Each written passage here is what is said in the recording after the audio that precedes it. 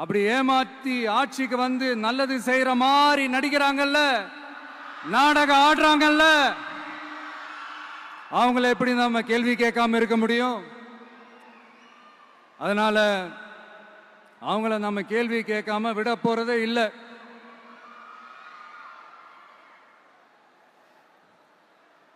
இதை ஏன் நான் காஞ்சிபுரம் மாவட்டத்தில் இருந்து நான் சொல்றேன்னா, தெரிஞ்சோ தெரியாமலோ இந்த மாவட்டத்துக்கும் நமக்கும் ஆட்டோமேட்டிக்காவே ஒரு கனெக்ஷன் ஒன்று ஏற்படுதுங்க.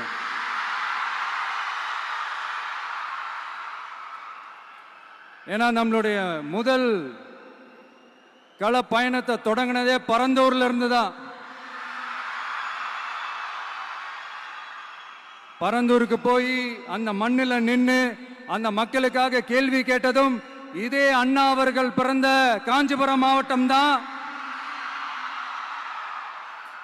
இன்னைக்கு ஒரு பெரிய மனவேதனைக்கு அப்புறம் இந்த மக்கள் சந்திப்பு நிகழ்ச்சிக்கு வந்திருக்கிறதும் அதே அண்ணா அவர்கள் பிறந்த காஞ்சிபுரம் மாவட்டம் தான்.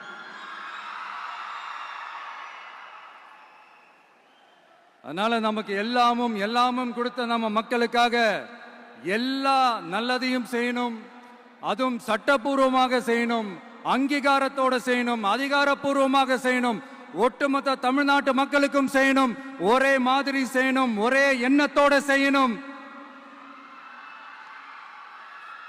அந்த ஒரே லட்சியத்தோட தான் நாம் அரசியலுக்கே வந்திருக்கிறோம். அதனாலதான் மக்களிடம் செல் அப்படின்னு சொன்ன அண்ணாவை கையில் எடுத்தோம். அவங்க சொன்ன மாதிரி மக்களை நோக்கி போறோம். ஆனா மக்களிடம் செல்னு சொன்ன அண்ணாவை மறந்தது யாரு?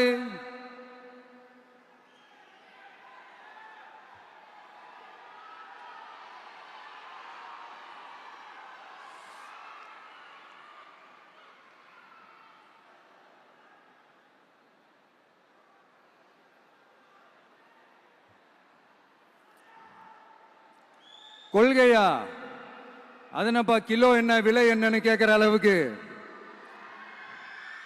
அப்படி ஒரு கட்சியை ஒன்று நடத்திக்கிட்டு அந்த கட்சியினுடைய தலைவர் தமிழ்நாட்டு முதல்வர் சொல்றாரு, நமக்கு கொள்கை இல்லையா?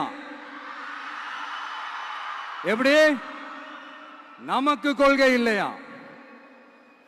பிறப்புக்கும் எல்லா உயிருக்கும்னு ஒரு அடிப்படை கோட்பாட்டை நம்ம கட்சியினுடைய ஒரு முக்கிய கோட்பாட்டை அறிவிச்ச நமக்கு கொள்கை இல்லையா? எல்லாருக்கும் எல்லாமும் கிடை